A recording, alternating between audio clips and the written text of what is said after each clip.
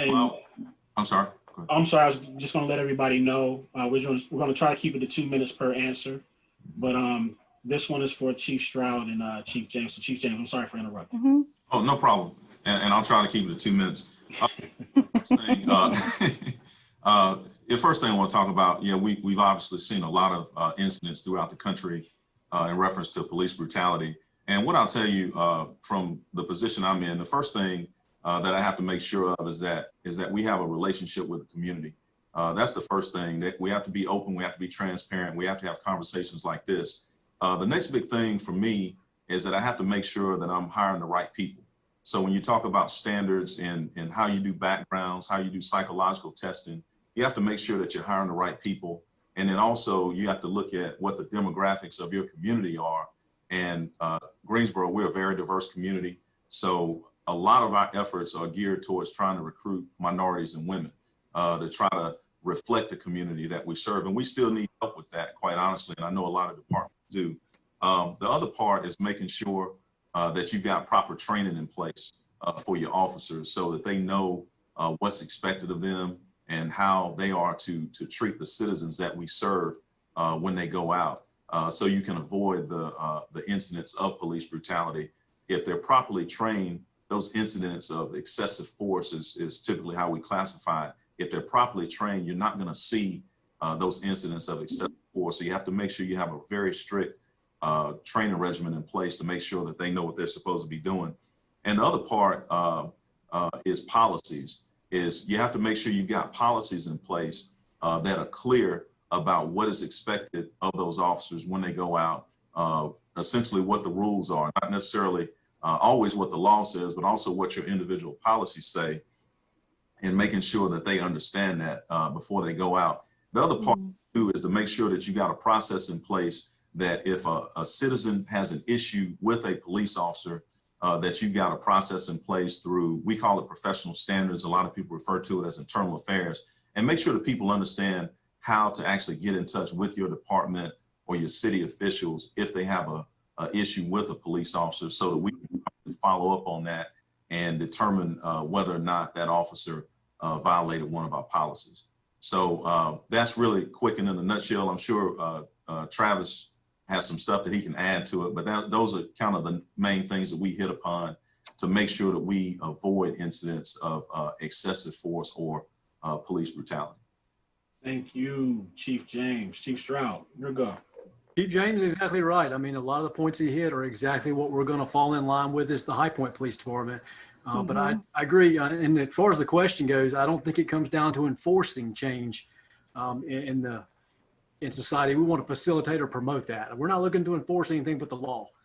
You got to want to change. And I think you have to recognize that maybe things aren't so good to start moving along that direction. That comes from the community and the police department. But for us, Brian said it best. We have to have open lines of communication with each other, and it has to be a conversation. From our end, one of our operating philosophies here is only worry about what you can control. But we control our police department. And I think our officers, we get so locked into enforcement mode sometimes that we fail to see the other part of that equation, which is the citizen on the other end of that interaction that we're dealing with. And we fail to have probably the level of empathy that we need. We don't see past the enforcement part of it. And I think it's going to be a learning curve for our folks to really get in line with that, to see both sides, the police side and the community. I know we're the police, but we need to see the other side as well. We want the public to have a better understanding of what we do, but more importantly, why are we doing what we're doing? I think once you take the time to explain the why to people, there probably is a better understanding in there. But that comes with open lines of communication and being transparent on our end. Sometimes I think through the years of law enforcement, we've not been the greatest at doing that, but I think we're all sort of coming around now and saying this is the way you have to be. You got to establish that trust with your community. We do need some of our community partners to get involved. Law enforcement cannot solve every problem, period. So Chief Stroud, with 15 seconds left on your question, are you putting anything in place as far as sensitivity training for the officers out there? Yeah, well, a lot of that's already been in place. Okay, great. For years we've been doing that, but yes, we're exploring all kinds of options now that we haven't touched before because we need to make a shift. Thank you. Thank you. And can I just say one thing? I'm sorry. Go for it. A couple of extra seconds. One thing Travis kind of hit upon about explaining things to people. It's something we've been doing for several years. It's called procedural justice. And if you Google it, all kinds of articles and scholarly articles will come up. But procedural justice really is explaining to people what you're doing. So, you know, even if you're on a traffic, making sure you explain it to the person. You know, I'm Officer James. The reason why I stopped you is because you were doing 51 and a 35. You know, could I see your license and registration? Versus just walking up and just saying, hey, let me see your license and registration. You know, that's just a simple example, but that's something that that goes a long way, because people know it de-escalates it. It kind of cools the temperature, and they know exactly why you're there. The other part, you know, we have done in Greensboro a lot of what we call racial equity training. We do that in the academy, and we're trying to implement that even on a greater scale across the department. So we are doing a lot of training that honestly probably 10 years ago we weren't doing. So we are looking at what's going on in the world, what people are concerned about, and we're trying to get better. Awesome. Thanks for chiming in. Yes, sir. Ashaka, question 2 for you. Go for it. Yes, I'm going to start with Chief Stroud, and then Chief James, you can jump in as well. As far as crime goes, since the protests, have you seen a spike? And if so, what kind of crime, and what do you need from the community to address this problem? For us in High Point, the answer is a yes and a no. No, as far as the spike goes, overall, our numbers are down for the year. I mean, I think we're down like 14% in impact crimes, which is awesome, and I love that. But at the same time, it only takes one incident to spin your numbers out of control and through the roof. Now, the yes part of that, we have seen small spikes that really did coincide with the time where the protests were the heaviest. We did see some pretty substantial spikes, maybe a week or two at a time. And those crimes involved a lot of aggravated assaults, gun violence, specifically drive-by shootings were pretty busy for a while. We even had, you know, a lot of assault with deadly weapons where people were actually shot, and our homicides went up for a short period of time. So no, our numbers are overall down, but yes, we have seen the spikes. And as far as, you know, even the smallest spikes should be concerning. I'm telling you, those impact crimes will drive your city into the ground. The livability will go down for everybody. But as far as what can the community do, we need information and time. We're not there. Cities are too big for our small number of officers to patrol all the time. People are there, they see, they hear. We need that information, and then we need time to investigate. You got to give us that process to go forward with the investigation. Everything's not made instantly overnight. We got to have time to come up with answers. Okay. Chief James? We have seen an increase in crime in Greensboro, and I'm going to say particularly in violent crime. Right now, we are up compared to last year. We are up 14% in our violent crime. And as of right now, and I'm not proud to say this, we've had 40 homicides in the city of Greensboro. Wow. Our record is 45, which was last year. So I am very concerned about that. What I would say is that we do need the community's help. And there are a lot of things now. You know, we look on the surface as far as actually solving the crime. We talk about we do need information. We do need people to have relationships with us where they do feel comfortable calling us and giving us information and actually telling us things that are going on before these incidents happen. But what I'll tell you also is that as a city, we have to really look on a greater scale at what the root causes of some of these things are, because when I look into a lot of the areas where crime is occurring, there are a lot of other things that are going on that we need to address. A lot of that is around poverty in general. It's around housing.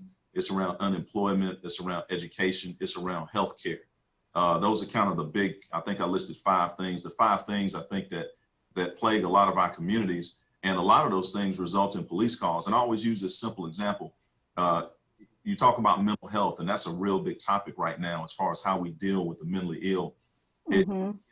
Health insurance, and I've got an issue, you know, I may be able to go to a doctor and get medicine or go to a counselor, and I can function normally. I can get up every day and go to work and live a normal life, you know, but if I don't have access to that health care and I can't get my meds and I don't have access to a counselor, then when I have a critical type episode, then somebody calls the police, and then the police have to come and try to respond to that the best we can.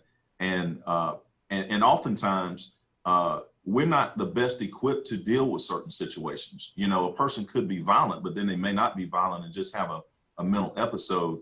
And perhaps we need to get a counselor involved. And we're actually doing a program now where we've got some behavioral health clinicians that are actually responding with us.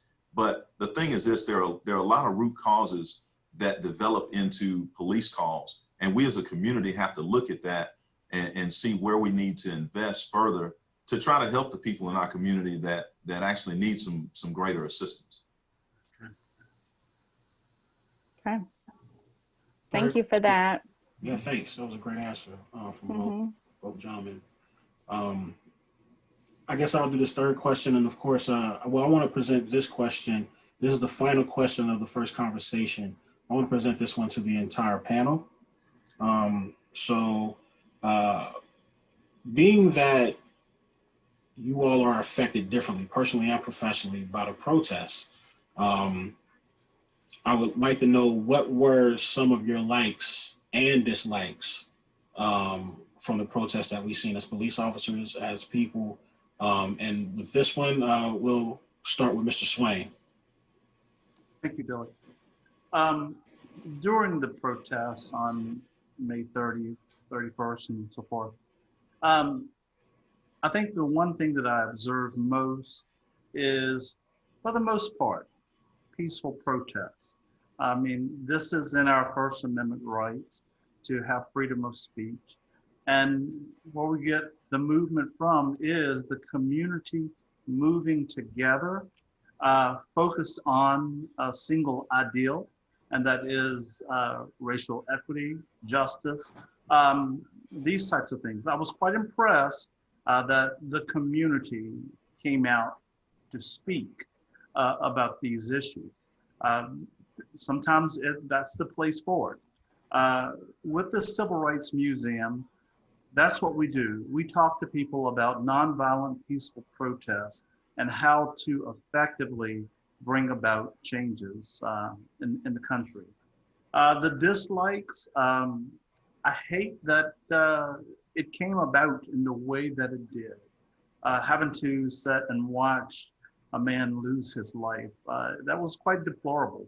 But when it came down to the protests themselves, some of the looting and violence that did take place, it was kind of hard to go down the street to your neighbors and see the tears. And oftentimes, many of these businesses were just struggling to just hold on. So as one of our officials have recently said, looting and destroying property is not protesting. So that was a little disappointing to see. Gotcha. Next would be Chief James. I'll echo some of the things that Mr. Swaine said, and of course we had a different perspective. What I'll say is that a majority of the protesters that we experienced here in Greensboro were peaceful. There were some that destroyed property and some looting and things like that. And what I'll say is that I do hate also the way it came about, but I was happy to see people that were protesting, making their voices heard within the law. What I didn't like about it was the part of the looting and the property destruction, because what I felt was that the people that participated in that absolutely was not protesting. And I think what it does is it takes away from the overall efforts of the people that were trying to make their voices heard and really promoting change. And what I don't like, even from a media perspective, in some cases, is that the protest, the peaceful protest, gets less coverage than the looting and the vandalism. And it really takes away from what the people that came out and honestly tried to make their voices heard in a peaceful way and promote change. And oftentimes, you know, we can't control the media coverage, but we certainly can control the after action. And what I've told people is that the protests got a lot of people's attention. There are a lot of people saying that they want to do something now to move us forward. So now is the time to cash in those promises and let's get to work. I agree wholeheartedly. Chief Stroud. I agree with both who spoke before me. You know, I can only speak for High Point. Our protests that we had in High Point were overwhelmingly, predominantly peaceful. We only had a small fraction that were any sort of violence, looting, vandalism, and stuff like that. So I'm very proud of our citizens who did that. They were able to speak their voice and they got something mobilized. I don't know if that we would be doing the changes that we are now without that happening. So there's a lot of good things. I saw some people step up. Some of our community leaders really act like community leaders throughout this. And I'm proud of them for doing that because it's hard to stand that line sometimes. A couple things I don't like though. Too many good officers have been lumped in with the bad.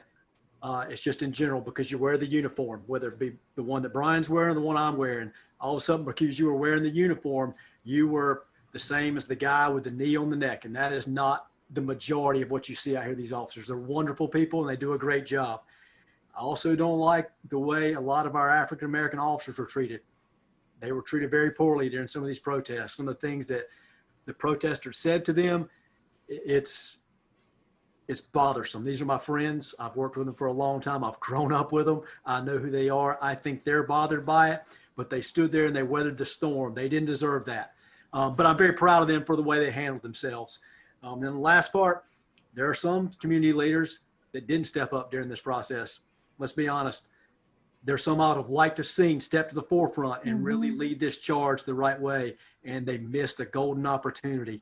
And that's on them, though. I can't make them do that. To everybody's point, and to one of the things that made me want to start Accountable Youth, it was just with a military background and being trained, and having an uncle who was also a deputy sheriff in Guilford County. I've always felt as though we're not looking at each other as human beings, right? You just see the suit and you automatically associate it with the worst example of somebody who wears that suit. So just as a person who started a nonprofit who wanted to bridge the gap between the community and the police department, one of the biggest things that we've tried to do, and that's what we're even doing here today, to Chief Stroud's point, is just allowing the public to see you all in another platform or in another space in which it's not because you've been called out there, or it's not because somebody was pulled over or anything like that. So to have you two gentlemen on here, and just to be completely honest, to have one white police chief and one black one on this panel says a lot. And it also, I hope that for the people that are watching this, whether it's live or whether they watch it at a later period, that they are able to see the humanity in everybody. When people get pulled over, they want to go home. And police officers, when they pull somebody over, they want to go home. Right. So I think if everybody just had that in the back of their heads when they're in those moments, it would do a lot for interactions between police officers and, the public. But that's just my piece. And you all, thank you so much for that. So I guess we will move into our second conversation, which is proper policing. And this is more of a situation where we're going to talk from a broader scope, and more, you might hear a question in there that's more to the nation, which is something that we needed to have in this sense. We're not just talking to people in North Carolina, we're talking to everybody across the country since we're on Facebook Live. So I will turn that over to Nishaka. Yeah, so this segment, it's gonna be broader but deeper. And it's going to give us a little bit more content as it relates to police practices and also reform. So we're going to kick this off to Alana to give us our first question. This question comes from Miss Naraya Carson. She's 15 and she's from Greensboro. She's asking, what are the criteria for using a taser instead of a gun? And if there is no protocol relating to this, can they enforce pulling out a taser first instead of a gun? Yeah, I think that one goes to me first. Is that Yes, correct? sir. Yeah, go for Okay. it. Well, first of all, from the High Point side, just to let you know, be as quick as I can. We actually removed the taser from our use of force tools. It became simply too expensive for us to maintain that. And with our budget cuts, it had to go. But I can speak to when it was in our use of force. For us, when I could go on days and days in our use of force continuum, it was pretty high in the continuum. Our use of force continuum is strictly based on what the offender is doing. Whatever action they're doing dictates what our officer can do. So the taser was pretty high. The offender for us had to be in a level 4, which had to be actively assaultive, meaning they're trying to hurt you, not running away or anything like that. It's physically fighting our officers. So that's where we put our taser in level 4 is what we call it. So it was there's only 5 levels, and the 5th level would be like a deadly force. So we're very close to the end of the continuum for us. We like to allow our officers, the discretion on what tools to use. We give them the training that goes with it. But the taser was pretty high in there. We didn't mandate when they pulled it, but clearly that was one of the part of the continuum before you get to deadly force, of course. The tool was somewhat effective. I think it's a good tool, but it just became too much for us to maintain. But it all comes down to training and this is the importance of having reality-based training for your officers. It comes down to that. You've got to put people in situations where they're stress inoculated and they react in that training environment before you see it in the street. And that could apply to a taser, a baton, pepper spray, your handgun, doesn't matter what it is. So for us, we did not have a protocol in place, but it was in the continuum where we went through the continuum before you got to it. Gotcha. So I'll start out talking about really the difference between taser and gun as far as when you use it. So it's called use of force continuum, and a lot of departments we call it use of force options. And we do still have the taser. And just to give you an example, when we talk about deadly force, the only time you can use an officer is authorized to use deadly force is if they are under the threat of deadly force or serious bodily injury, or a third person is under the threat of serious of deadly force or serious bodily injury. So, for instance, it might be appropriate if, for instance, if I go to a call and if a person pointed a firearm at me, then I may be authorized to use my firearm. But it could be a situation where a person is combative and perhaps they have a knife in their hand. Now, we also have pepper spray, which is an option as well. But it may be appropriate if a person is armed with a knife at a particular distance, it may be appropriate to use a taser. Now, I would tell you in certain instances, if a person is armed with a knife and they're combative, it may be appropriate to use a firearm because a knife can be considered a deadly weapon. So the thing, and I want to piggyback a little bit on what Travis said, you have to put officers in these situations before they actually face them on the street. So for instance, like in the academy, we run our own academy on a basic law enforcement training setting. Typically, officers are actually put through scenarios and they'll come into a situation and the person may be completely compliant, they may be passively resistant, or they may be totally resistant. And then the officer has to make a decision about what they do. Now, that could be anything from giving the person verbal commands to using what would be considered an intermediate weapon, which may be a taser, maybe pepper spray, or it could be deadly force. And then we evaluate those officers based on the decisions that they made, and we run them through those scenarios. But it is clear, what I want to say, it is absolutely clear that an officer can only use deadly force, can use a weapon when they are under the threat of deadly force, serious bodily injury, or a third person is under that threat as well. So it's very, really, quite honestly, it's a last resort. It's when you absolutely have nothing else you can do besides use deadly force. So there are very few instances where that actually presents itself. So for the sake of this conversation, and for people that are watching, there are a whole lot of people, and there's a stigma out there that people believe that police officers are just trained shoot to kill. And so what you're saying here is that that's not the case, and that you have to use the appropriate amount of force.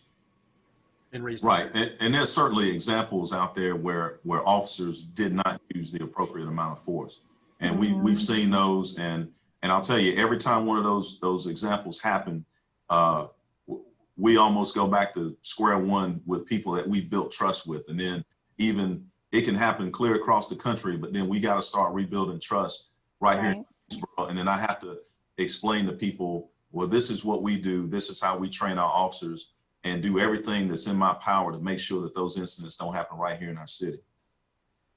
Good stuff. So that could not lead into our next question any better. Talking about continuum, talking about trust, talking about excessive force, and also to just be as on topic and as recent as I possibly can be. Right now, we are in the midst of dealing with the Breonna Taylor decision and what the government chose to do with the police officers who were involved in the altercation that took Breonna Taylor's life. I'm sure that there's civil unrest. I was just watching the news before we jumped on this call, and the police are out in huge numbers in Louisville right now, awaiting or just making sure that nothing turns violent or crazy, or with riots and protests that they are expecting to happen.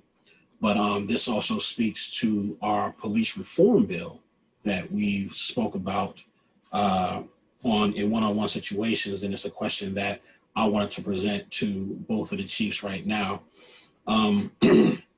For those who don't know, there's a police reform bill that is in Congress that they're trying to decide on whether or not they want to pass it or not. Some of the things that are in this police reform bill are banning chokeholds, require de-escalation, require warning before shooting. They require that police officers exhaust all other means before shooting. They also require that other officers have a duty to intervene. They want to ban the shooting of moving vehicles. This other one is require use of force continuum, which both chiefs just mentioned. And lastly, require comprehensive reporting. Okay. For those who don't know, of course, this is also called 8 Can't Wait. That is the bill. So my question to you all, and something that I'm assuming that a lot of people out there don't know, and that's the reason why we're having this conversation, is so people just see so many things in the news, they see so many things on social media, and they just assume that one police force is the same across the board. So what I would like to talk about, what I would like to ask you all is, I do know that police officers are able to write in their own policy when they see something that needs to be addressed in their department. So considering Breonna Taylor's, the officers that were involved in that, they weren't charged with nobody was charged with her death per se. So just in my opinion, I kind of feel as though that does not bode well with the actual police reform bill, because it kind of takes away from it, or it kind of feels like the government is more leaning towards, or at least the government in Louisville aren't really adhering to 8 Can't Wait. So my question to the chiefs is, how do you feel about 8 Can't Wait, and have you done anything in your department specifically to address these items? And we'll start with Chief James. Okay. Yeah, so we've definitely can't wait, and they really are a lot of common sense things that departments can do. Now, what I'll tell you, when you talk about local police departments across the country, there are over 18,000 police departments, and that's what makes it so difficult, I guess, to get uniformity across the whole nation, because what we're doing in Greensboro or High Point, they could be doing something totally different in Savannah, Georgia, or anywhere. As far as the 8 Can't Wait, so I changed some policies. Actually, I got appointed February 1st. On February the 10th, I actually put in a policy about not shooting or banning the shooting of moving motor vehicles. That was, even before a lot of these things were being talked about on a national scale. But I I put that in policy back in February. Back in the first week of January, I put in a policy about banning chokeholds. Unless, and I talked about deadly force a minute ago, unless you are under the threat of deadly force, because a chokehold would be considered deadly force or any kind of maneuver that would restrict blood flow or oxygen to a person. So we put that in policy. We do de-escalation training throughout the department, including our academy. We've done that for a number of years, and we continue to do that in the classroom and also scenario-based. The required warning before shooting. So I put in a policy in July, and what it is a policy asking officers or mandating officers warn people before using any kind of force, including deadly force if possible. And let me explain that. So when you talk about warning before shooting, I give the example of this. If I walked into a situation with an active shooter, then it may not be appropriate for me to warn the person before shooting. I may have to go ahead and address the shooter immediately and maybe not even speak a word. It really just depends on the situation. So we put in a policy about warning before using any kind of force when possible. That could be that we warn somebody before we use a taser or pepper spray or anything like that. We also put in a duty to intervene. We already had a policy that required officers to report anytime that another officer violated a policy, but we specifically put in a policy on a duty to intervene if another officer is using excessive force, and that's either verbally and or physically that they have to intervene. If they don't intervene, then they actually are in violation of policy as well. We also, again, we already talked about the use of force continuum or the use of force options, and then also require comprehensive reporting. So anytime an officer has a use of force in the department, they are required to report that force to a supervisor. And I'll give you an example. Even if, for instance, if we were trying to arrest a combative subject, and during the course of making that arrest, the subject scraped their knee or their elbow or something like that, if they suffer any kind of bodily injury at all, no matter how minor it is, we report that as a use of force. And that's in our policy. So we actually have policies now that address all of the 8 can't wait requests. Awesome. Awesome. Chief Stroud. Yeah, and Brian hit the nail on the head in the beginning. I like 8 can't wait. I do. I think it's common sense. He used the words correctly. And I think it's good, solid police work. But he also is correct. You look at the large number of agencies across the nation. That's a lot of police agencies. Some are very, very big, and they have the ability to put these things in. Some are very small departments of 2 and 3 people and may not have the same training level that Greensboro or a High Point does, don't have the same policies in place. So it's got to be across the board, and that's the hard part to tackle. Yes, we do. Same as Brian. We have every one of the 8 can't wait points in our policy. We've never been taught chokeholds. I've been doing this 25 years, and not one time has an instructor ever told me you do this to put someone in a chokehold. The best I can give you is what I've seen on wrestling on Saturday mornings. And I'm not lying. We don't do those things. We never did. We do de-escalation, and the goal of de-escalation is you want voluntary compliance from your offender, where you have no force in the end. That's your ultimate goal. And anything less clearly than deadly force is good. That's what we want too. But we can avoid force, we're going to. Brian is right. The warning before shooting is problematic though, because sometimes you may not be able to do that. And if you just read 8 can't wait on the face, just in the bullet points, if you don't give a warning, it seems like you violate it, but that's not the case. We do have the duty to intervene. That's in our policy. But to me, that's just doing the right thing anyway. If you see that going on, that's what should have happened in Minneapolis. Someone should have said, whoa, hang on. And maybe we're in a different boat. I don't know, but they didn't do those things. That use of force continuum has been in existence. I've been here 25 years, and we've had our continuum in place long before that. The only another worry I have is the comprehensive reporting. We're like Brian, we report everything in a use of force. If you strictly look at the numbers, if you just gave them the number on use of force, it may seem, oh, that's a lot. But we report every small thing. You know, for example, somebody's trying to kick us, we put a hopple around their legs so they can't kick. To us, that's a use of force. It's not invasive. It's designed to stop things. But if you look at that, could have 5 of those.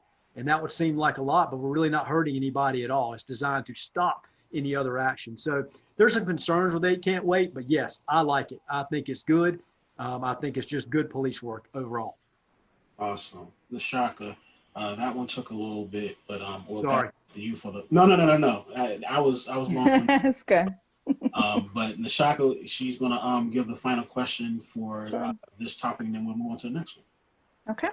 So the final question I have in this subject before we move to proper protesting, generally speaking, what are your foremost long and short-term goals for the communities that you serve? And I want to start this question out with Mr. Swaine. Thank you. The community that we serve is a very significant community, and it extends beyond just Guilford County. We receive people here at the Civil Rights Museum from all over the world, and it's an excellent opportunity to educate folks about the work that we do here in the community. But it's also similar principles that they can take back to their own communities. And the most important one is open dialogue. Start engaging dialogues. Get to know who your neighbors are. So short term, my goal is to continue that dialogue. We have been a force for that here in downtown Greensboro. And I think just about everybody on this call almost we have worked with. We've worked with the Greensboro Police Department with their cadets. They were just here yesterday for their tour of the Civil Rights Museum. And that is something quite powerful. My long-term goal for this community, and when I refer to community, I'm not talking about the white community, the Black community, the Jewish community, or the Asian community. When I say community, all of my life, it has been community. Everybody. No one can build a powerful community by holding on to just one segment of that community. We need everybody in the fight. So my long-term goal would be that we would continue to form that more perfect union here in Greensboro and aspire to be a civil rights city, looking at everything that we do through the lens of civil and human rights. Wow. Thank you for that. I'm going to jump to Chief Stroud and then Chief James, if you can answer those quickly so that we can move into the last segment. Thank you. Well, I'll combine them. It's a short and long-term goal for us in the police department here. I would love for us to be able to establish a level of trust with our community where when we have things happen, that they trust us enough that we are going to investigate properly and good or bad, the outcome, and then deal with it. Too many times we see things happen and all of a sudden we are into whatever violent mode. That's what's happening across the country. This happens and we're into violence. I would love to be able to think that we could move into the trust factor. They say, okay, let's let the police department do their thing, come out, be transparent. We tell us what we can do and then deal with it if we have a problem. That's a long and short-term goal. I'm really looking at short-term because I'm worried that if something happens tonight, it could go bad for us. We answer over 400 calls a day. So to think every one of them is going to go wonderfully that's crazy. But most of them do. So, but that level of trust, but Mr. Swaine's right. It's about having open dialogue and conversations. That's how you establish trust. So that's short and long-term goals for us. Okay. I'll tell you, my short-term goal is I want everyone in Greensboro to feel like they live in a safe community, because I know that there's some people that don't feel like they live in a safe community. And there are a lot of factors in that, including the service that we provide and a lot of other factors that are involved in that. And we're trying to do what we can to make sure that those communities remain safe.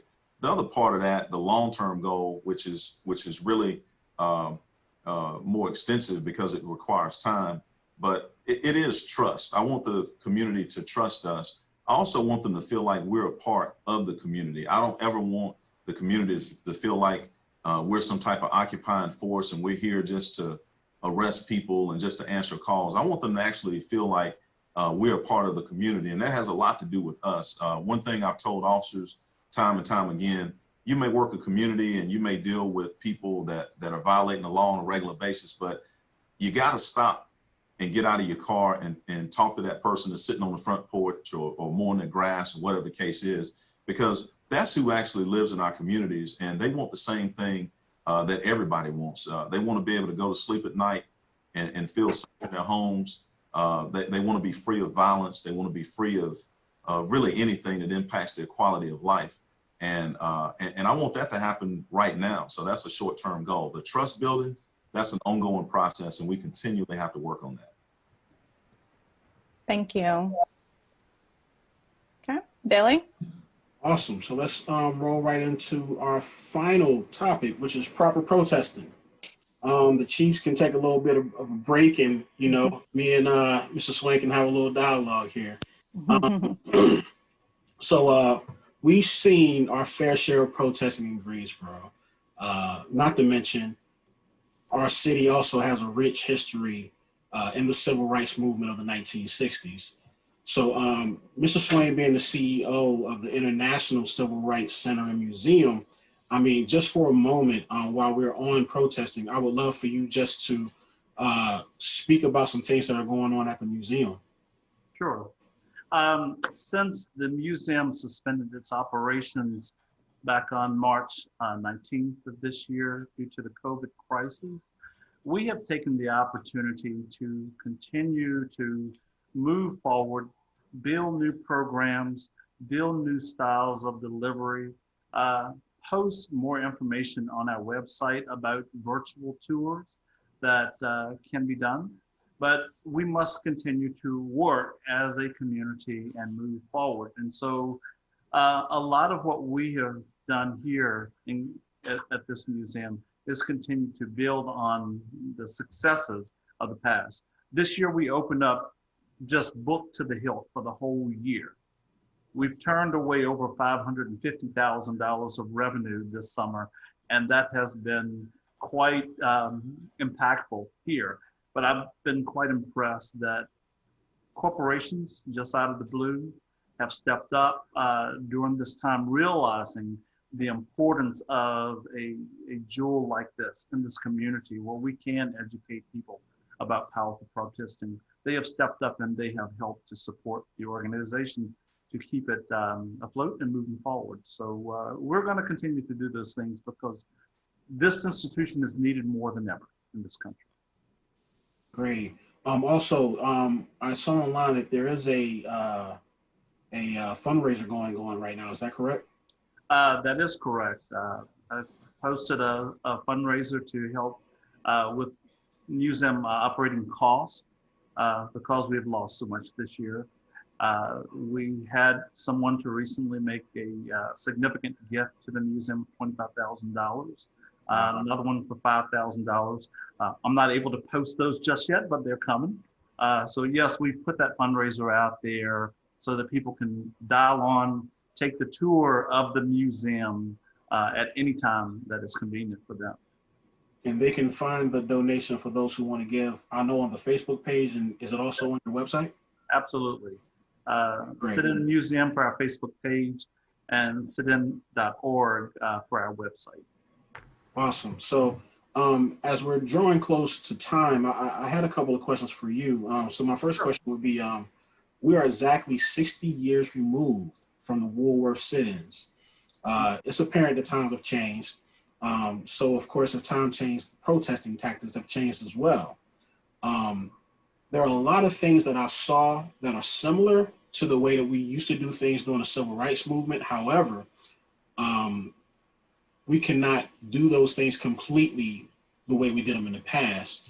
So my question to you is, how do we update our ways of protesting so that we can be as effective, if not more effective, than we were in the 60s? Absolutely. The thing that they did not have back then was a lot of technology and quick access to communications. The most powerful thing that we can do as a body is to learn about the issues, engage in things that are happening in the community. I've just been blown away by people walking into this museum, and when they get back to our front lobby, the things that they have learned.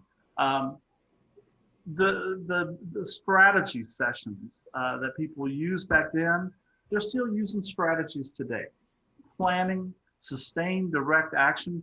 It took those protesters in 1960, from February 1 of 1960 to July 25th, every single day coming here. They didn't back off and take a rest because it was raining outside.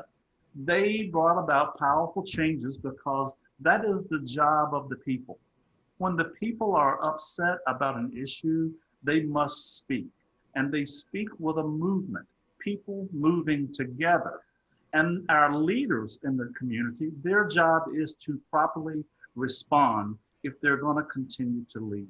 So we've been quite fortunate that in Greensboro, there hasn't been a huge amount of damage like in other cities, but that's because we have engaged with one another and we continue to engage with one another to build that more perfect union that we all aspire to. We have to live here.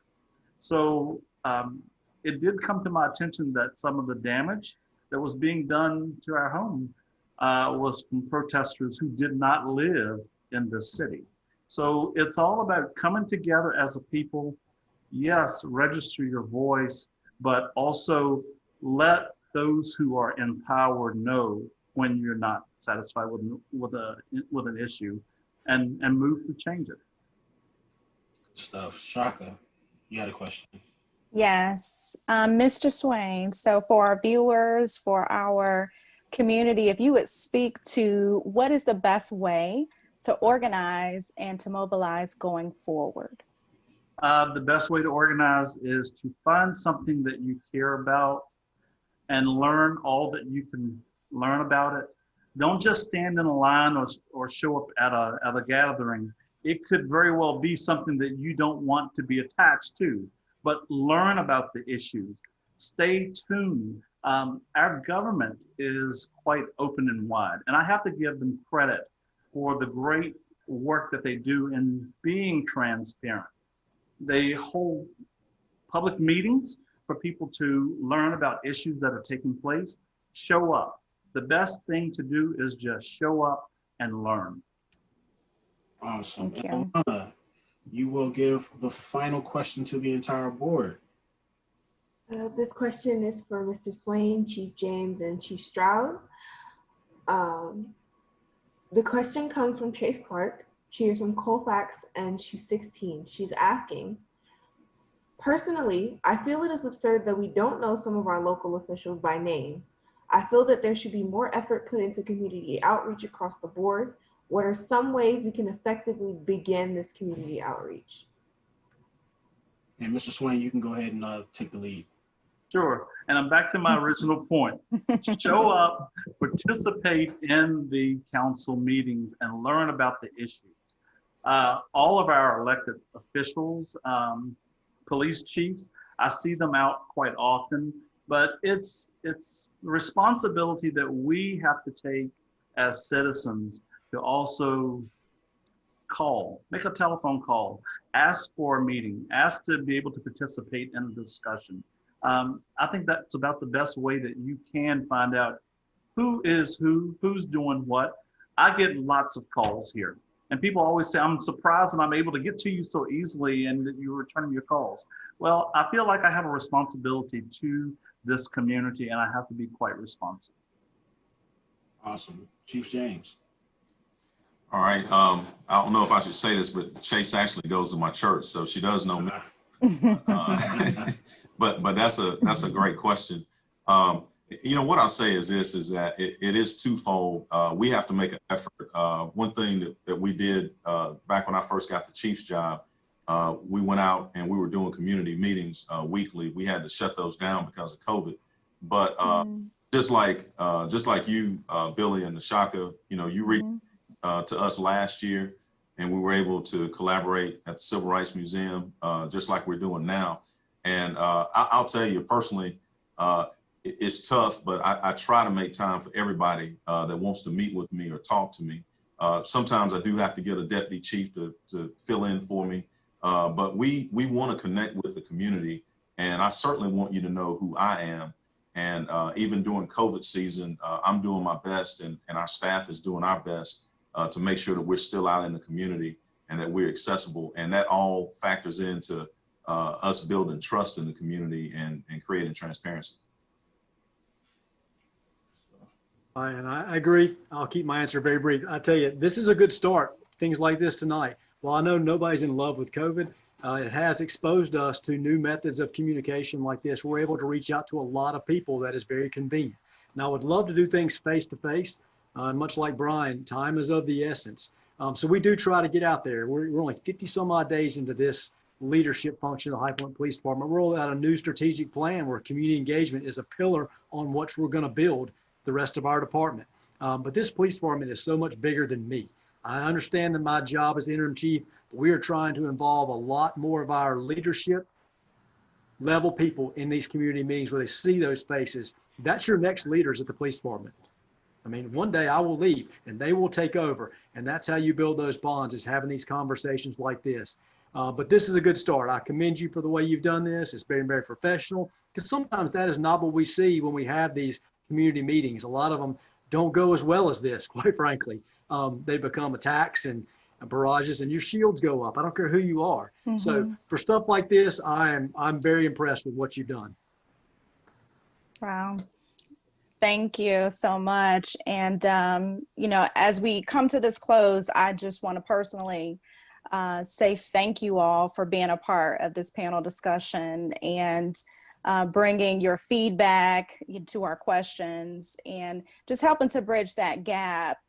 I also want to thank, of course, you know, our founder of Accountable Youth, Billy Williams. He's going to come and close us out, but he's also going to share with us our other board members that are part of our organization, as well as sharing the second part to this conversation, because we want to keep these town hall discussions going to help us continue to move not only the movement forward, but we want action, we want changes, we want transparency and accountability, and we want to be a part of bridging that gap. So Billy, if you would come and close us out, and of course, thank our viewers for being a part of this conversation. Facebook, thank you so much for everybody who chimed in. For those who missed it, we'll be sure to make this available on our YouTube page, and we'll post it on Facebook as well. I have to thank the entire panel, your expertise, your knowledge. It was incredible. It was exactly what I was hoping for. And I hope that the people who are watching this were able to at least pull something from it and see a human side of a police officer with all this crazy stuff that we have going on today.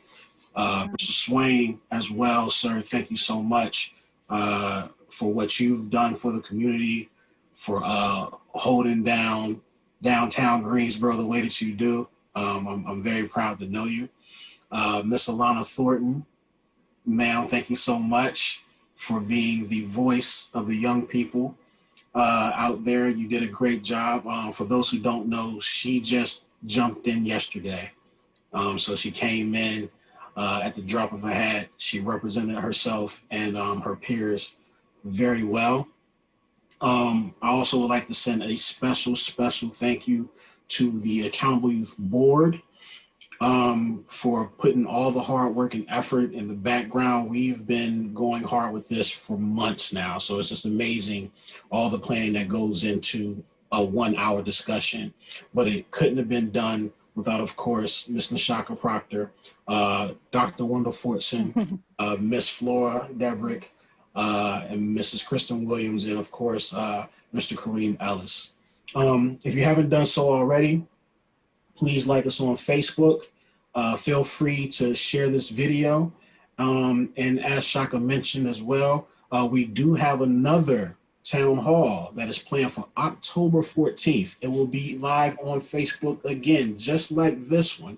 Yes. And I believe Chief James is already a part of that one as well. But it will not be on policing.